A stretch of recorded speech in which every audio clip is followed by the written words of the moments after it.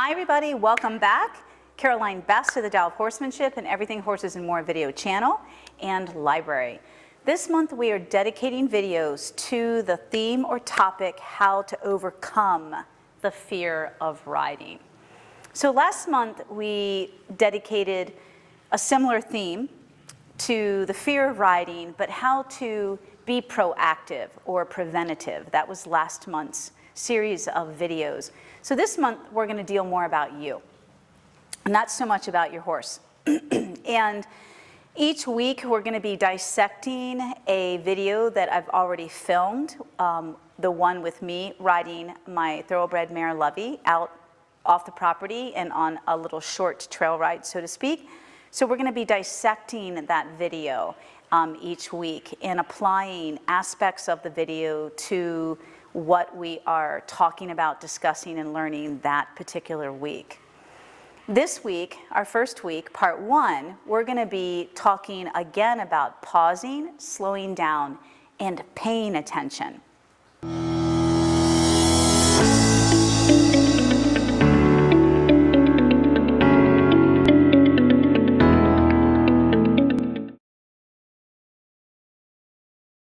So today's video is just part of a month-long series about how we're going to learn how to overcome the fear of riding. So like our previous video, Fear of Riding, How to Avoid Accidents, part one, Proper Preparation, this one will focus on us learning the same things, but the difference is I will be giving you specific exercises each week to use or specific insights that will help you assist in your recovery process.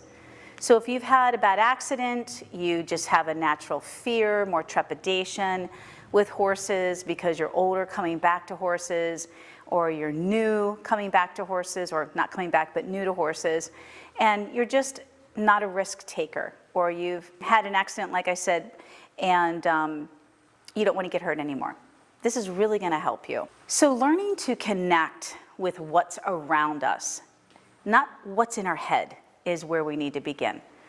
So slowing down and paying attention to what you feel within will not only teach you emotional agility, it will also teach you how to respond appropriately to any given situation.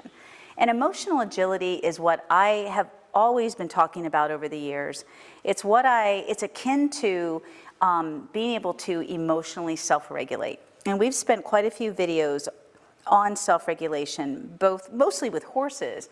So now we're going to be talking about people and how to self-regulate, or how to be emotionally agile, not be attached to a thought or a feeling or a perceived outcome, which so often can paralyze us with fear.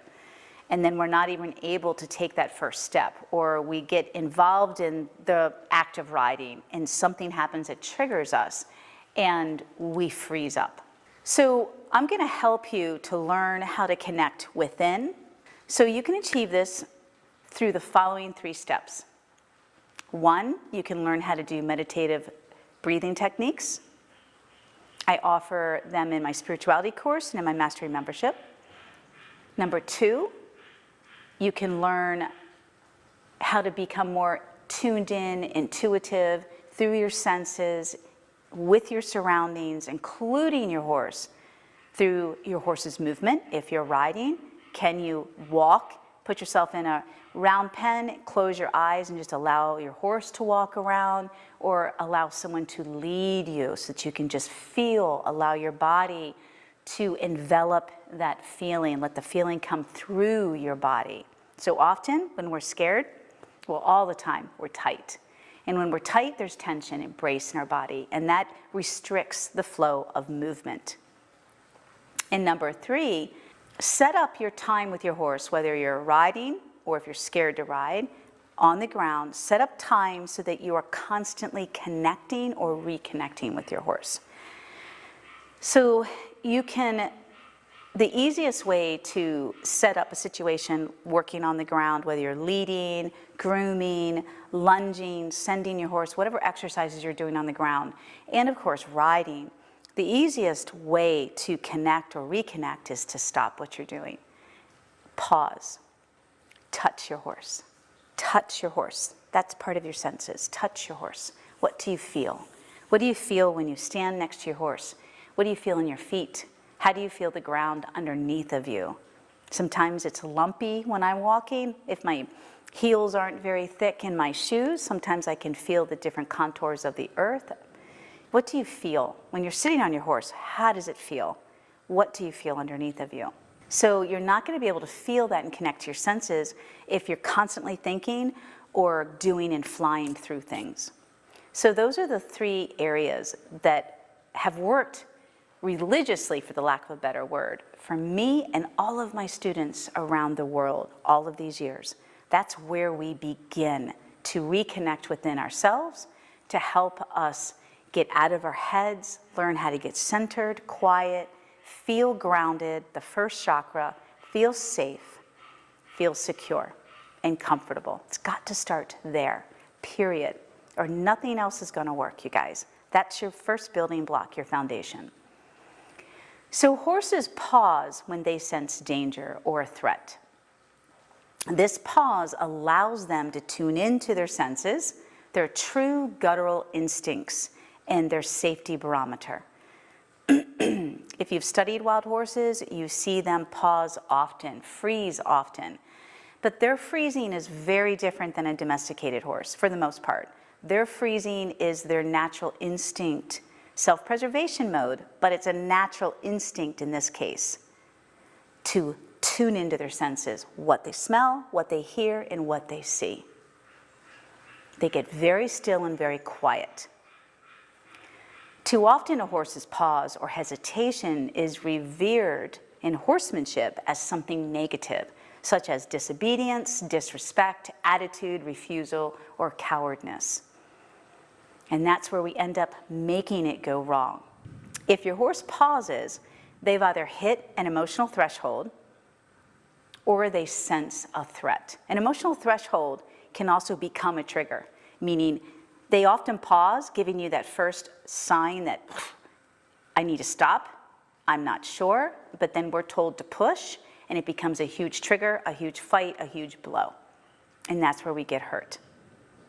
If we just allow that to happen and then decide what we need to do, get off, turn around, retreat, we could save ourselves so many accidents and fear. So again, the last thing we should do when they're hesitating is push them, especially at this level when you have a lot of fear. There's nothing wrong with pushing a horse in a healthy way when you know they need to get pushed out of their comfort. But that's a whole different topic, and I don't want to confuse the two, but I need to bring it up because I'll get some comments that'll be like, well, you just can't let a horse decide all the time what they want to do, or they're going to take over and they'll do what they want to do all the time. Well, yes, you are correct in that respect too. We're not looking at extremes here. You know, I don't want a horse to decide all the time, but I don't want you to decide all the time. So we've got to listen to our horses and decide what's best with our skill level and what's best with their skill level. You'll never build trust, confidence, or a willing attitude in your horse if you fight their instincts. Instincts are intrinsic to horses for their survival. I want my horse to be aware, and I want them to be engaged in their surroundings. I also want them to trust me and feel safe enough with me to let me know when things are getting too scary. That's the critical point that we want to get in our horse-human bond, our relationship, and in our development together. We want to be able to have that two-way communication. So here are my suggestions, recommendations to handling the situation. When you find your horse pausing, hesitating, you're not sure, you're starting to hit your own threshold, and you've already been scared, you have fear. So number one is respect and allow the hesitation. Pause or stop your horse and offer calm connection to relationship and positive reinforcement. So your horse hits an emotional threshold, you're scared to death now because now you're triggered that it might trigger your horse. This is an opportunity to either get off or if you can, stay on. Offer positive reinforcement for both of you. Where are your breathing techniques? Do you feel grounded? Can you center yourself? If not, get off. Number two, retreat from the area. And again, get off and offer the same. Everything's about reconnecting to your horse. It's not about plowing through and working them through and pushing them through and making a big fight. It's actually the opposite right now. This whole video series is not for cocky or overly confident riders. This is for people that have lost their confidence.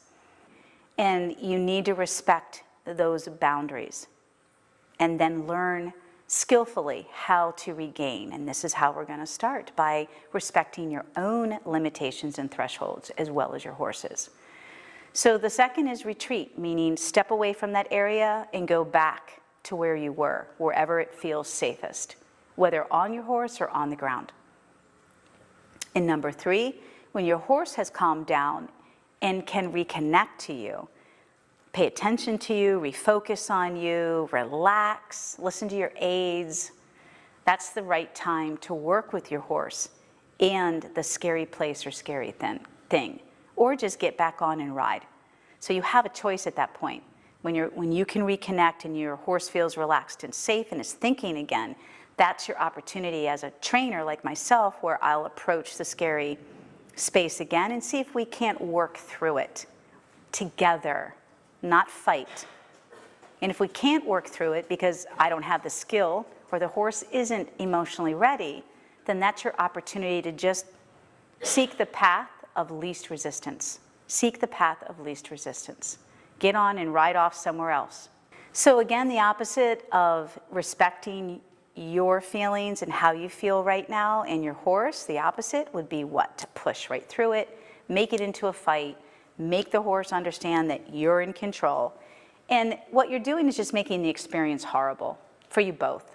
And your horse is never going to forget that, and they're never going to want to go through that again. So here are a few quotes that I believe will help you along your journey with this topic. And this is by Rollo May. Human freedom involves our capacity to pause between the stimulus and respond, and in that pause, to choose the one response toward which we wish to throw our weight. The capacity to create ourselves is based upon this freedom. It is inseparable from consciousness or self-awareness. This is pretty profound. I'll read it again. And this has to do with us having choice. You have a choice. And in that choice, you can make or break a situation easily. Sometimes the biggest change is just our mindset, our attitude, our intention. So here it is again. Human freedom involves our capacity to pause between the stimulus and response, and in that pause to choose the one response toward which we wish to throw our weight. The capacity to create ourselves is based upon this freedom. It is inseparable from consciousness or self-awareness. Here comes the rain. Our second quote by Lori Deschene. Practice the pause. Pause before judging, pause before assuming, pause before accusing. Pause whenever you're about to react harshly, and you'll avoid doing and saying things you'll later regret, period. And the third, L.R. Nost. Patience is an inner pause, a brief stillness, a moment we give ourselves to breathe through our initial reaction so we can move to the place where a calm, thoughtful response is born. Patience is a gift of time we give ourselves and our horses so we can give the gift of peace to others. That is very profound. If you'd like to learn more, you all know where to go. Mastery Membership Foundation Riding Program. Thank you. I look forward to your comments. Your questions may always be one with your horse. Remember, this is a snippet. The full-length video and all the other 2, 3s, and 4s can be found in my video library. Thank you.